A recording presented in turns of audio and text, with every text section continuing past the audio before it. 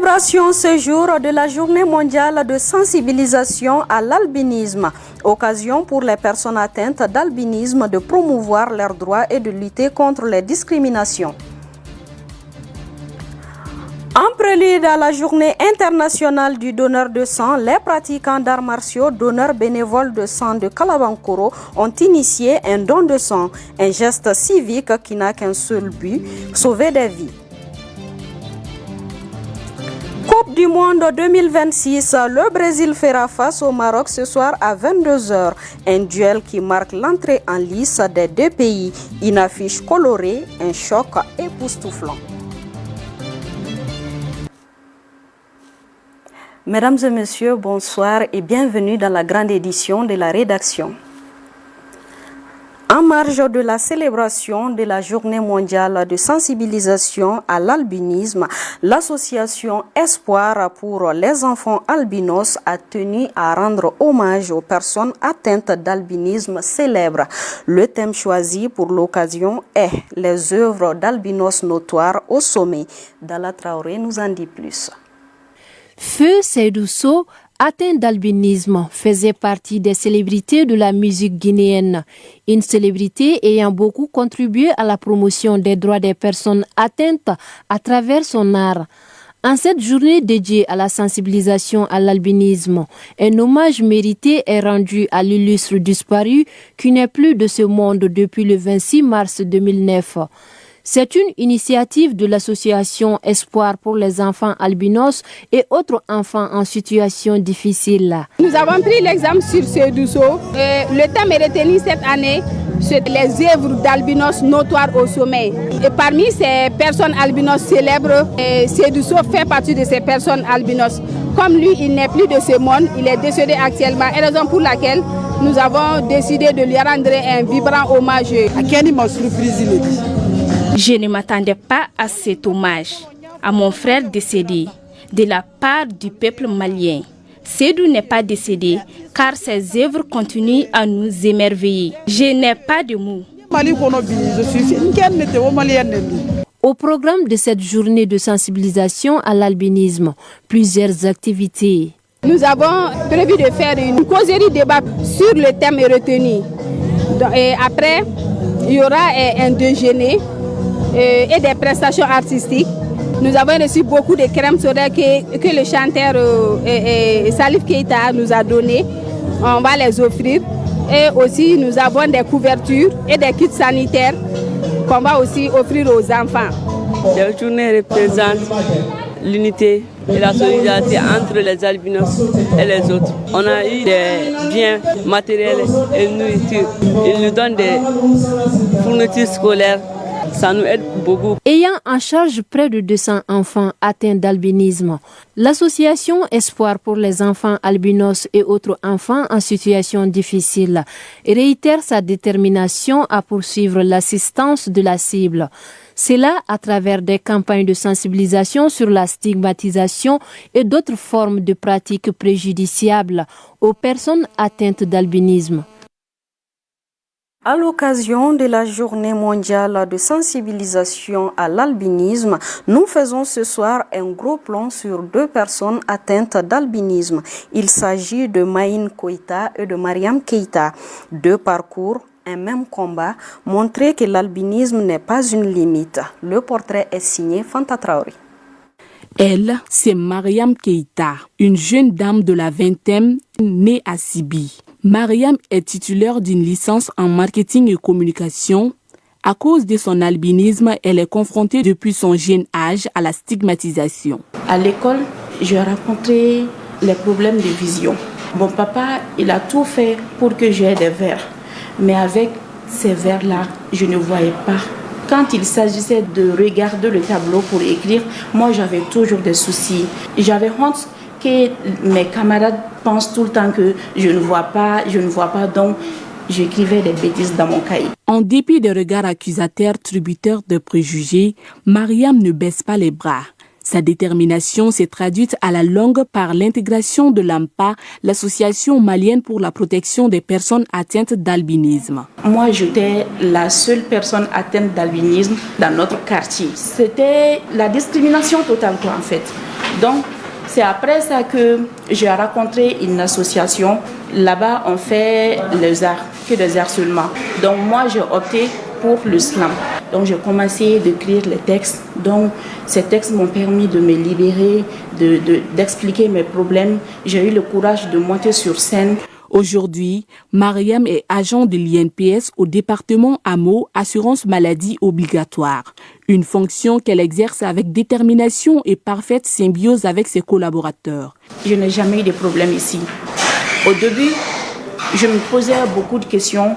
Bon, est-ce que mes collègues ils vont me comprendre? Mais vraiment, je suis tombée sur des bons collègues, je dirais.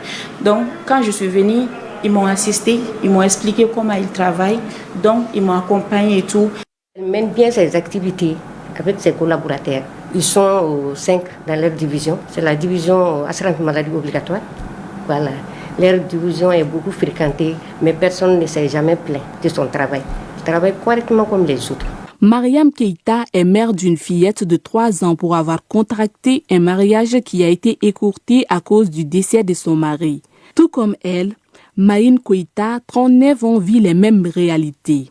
Il est marié, père de 5 enfants, dont la dernière est elle aussi atteinte d'albinisme. Des difficultés liées à la stigmatisation, Maïn en a aussi eu. J'ai eu beaucoup de difficultés dans l'enfance. Les sabotages, les injures, les moqueries, les discriminations.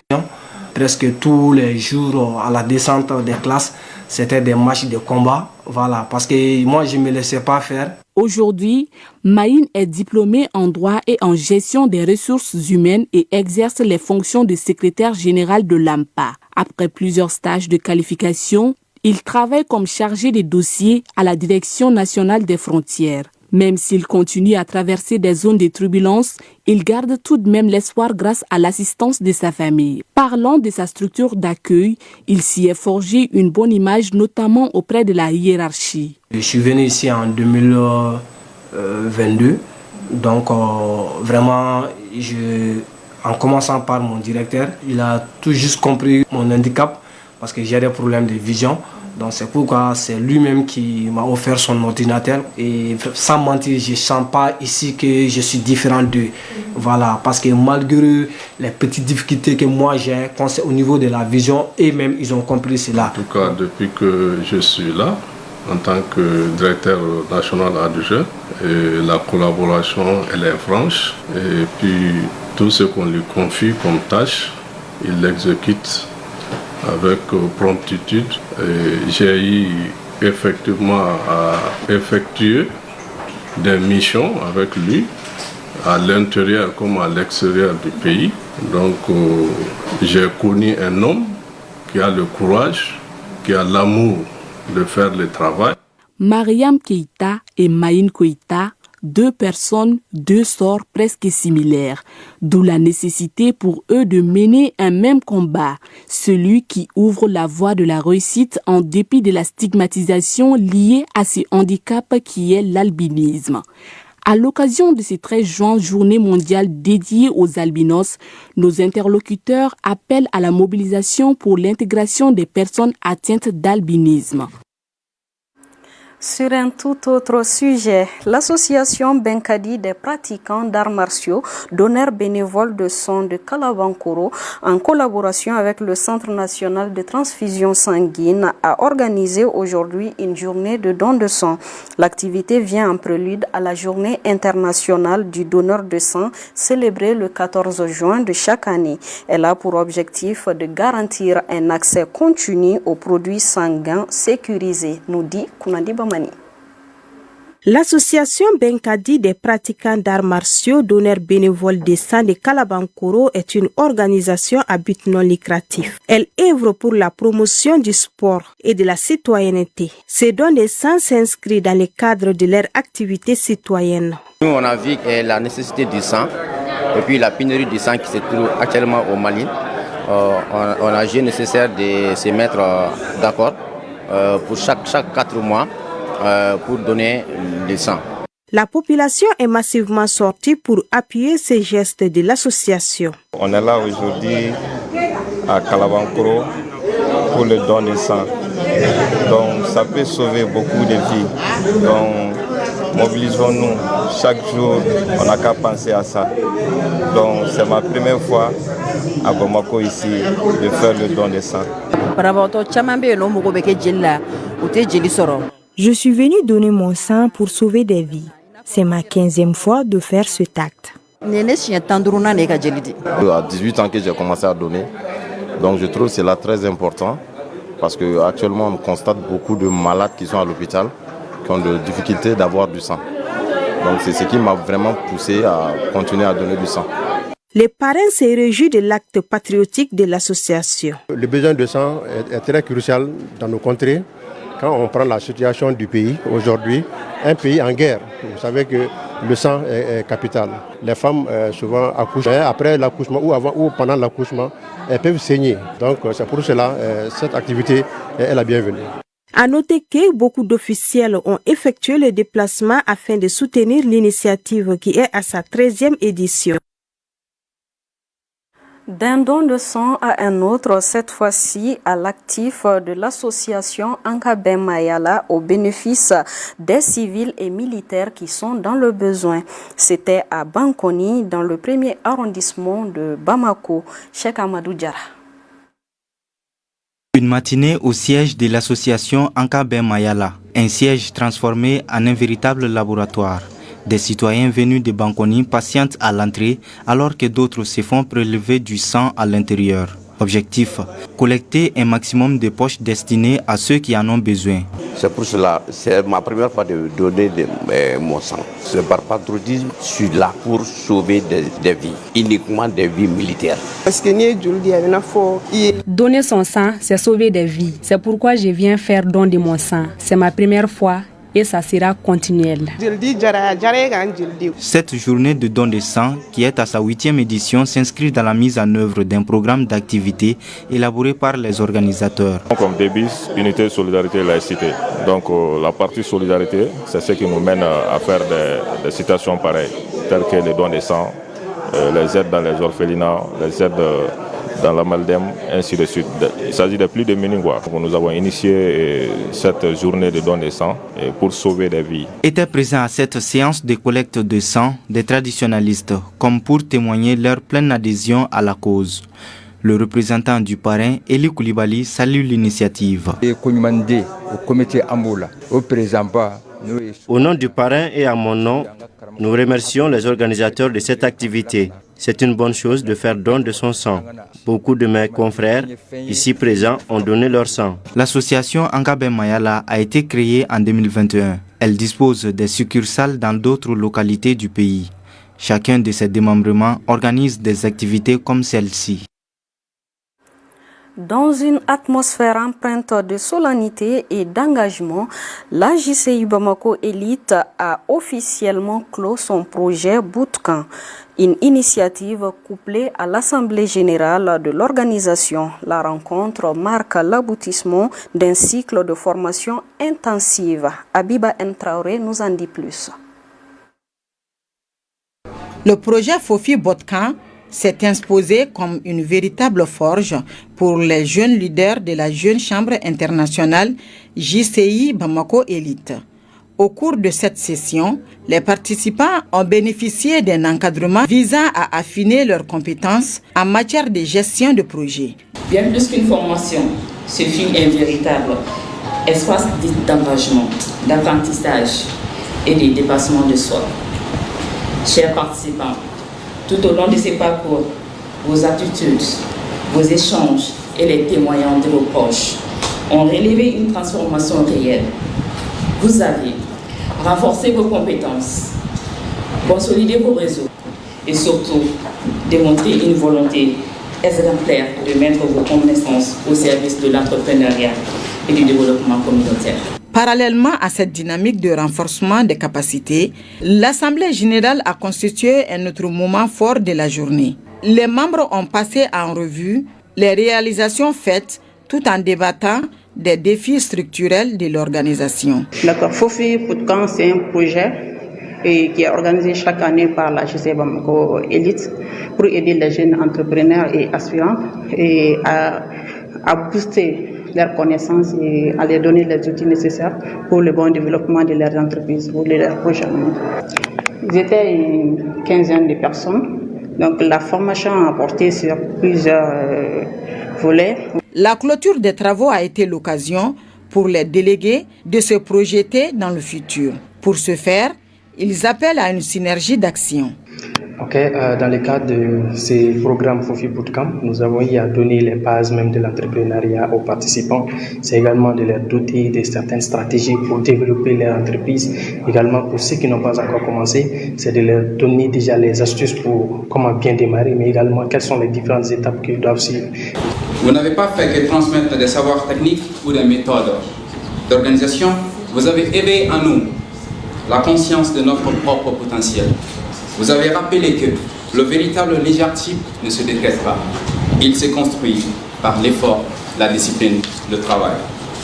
La jeune chambre internationale, JCI Bamako Elite, semble être désormais armée pour mieux faire face aux défis. Nous poursuivons ce journal. Plusieurs localités du pays ainsi que la capitale ont bénéficié des premières pluies, ce qui fait le bonheur de la population bamakoise qui se réjouit de cette baisse de température. Fatoumata Touré a fait un tour en ville et à Mali Météo. Après des semaines de chaleur accablante qui ont étouffé de nombreux citoyens, les premières pluies ont enfin fait leur apparition. Pour la population, c'est un véritable soulagement face aux difficultés engendrées par la canicule. On peut dire Dieu merci beaucoup. On attendait beaucoup la pluie, il y avait une très forte chaleur. Et Dieu merci, l'année dernière, on a eu une petite quantité de pluie. Et c'est ce qui a beaucoup vraiment rabaissé le niveau de chaleur. Et nous pouvons dire que ça c'est le début et les gens peuvent prendre les précautions et surtout les enfants. Il faisait très chaud avant la pluie, mais au début de la journée, le soleil aussi s'est levé avec un peu de force. Mais on peut dire que c'est le début de la saison des pluies. L'Agence nationale de la météorologie, la population malienne peut s'attendre à des températures plus clémentes dans les prochains jours. Compte tenu de nos signaux, compte tenu de nos prévisions depuis le début de l'année, donc nous avions prévu que la saison commençait à s'installer à partir de la première décade du mois de juin, donc la première quinzaine du mois de juin. C'est cette période même que nous recommandions pour les premiers semis. Actuellement, nous sommes dans une semaine favorable. À chaque semaine, nous essayons de voir cette semaine, la tendance est comment. Et nous avons les moyens de voir ça. Depuis le début de semaine, donc nous avions vu qu'à partir notamment du 7, du 8, la fin de semaine-là, donc jusqu'à la semaine prochaine, nous étions dans une phase favorable. Mali Météo a également mis en place un nouveau système permettant à la population d'accéder facilement aux prévisions météorologiques et aux alertes de prévention par SMS. Nous avons jugé nécessaire de faire un bulletin qui va regrouper tous les 3 pays de l'AES, à savoir Mali, Burkina et Niger. Donc le défi qui se posait, c'était comment faire pour donner l'information météorologique sur toutes ces régions en même temps. Donc nous avons ainsi développé une plateforme nommée plateforme AES, qui va regrouper toutes les informations météo sur toutes les régions des 3 pays de l'AES en temps réel. Vous aurez la possibilité d'avoir par exemple la température maximale sur l'espace AES, la zone la plus venteuse ou la zone la plus nuageuse. Vous aurez juste à cliquer sur la zone que vous voulez pour avoir les informations que vous voulez. Les Maliens se réjouissent du retour à des températures plus modérées pour dire que malgré les défis liés au changement climatique, la nature peut encore offrir de précieux moments de douceur. À présent, la page sport de ce journal. Coupe du Monde 2026, le groupe C propose une affiche colorée à 22h Brésil-Maroc. Les Brésiliens et les Marocains se retrouvent comme par magie en Coupe du Monde 28 ans après en phase de groupe. L'entrée en lice du Brésil et du Maroc sera certainement un choc époustouflant. L'association des jeunes et étudiants ressortissants du cercle de Kolondjeba et sympathisants vient de lancer la 3e édition de son tournoi de football. C'est le terrain Cosmos de Banankabougou qui a servi de cadre pour le lancement de ce tournoi. En match inaugural, les ressortissants de Karako étaient opposés à ceux de Touségela. Bakari Kabadjakite y était pour ORTM2. C'est dans la dynamique de maintenir la cohésion que ce tournoi 3e du genre se tient.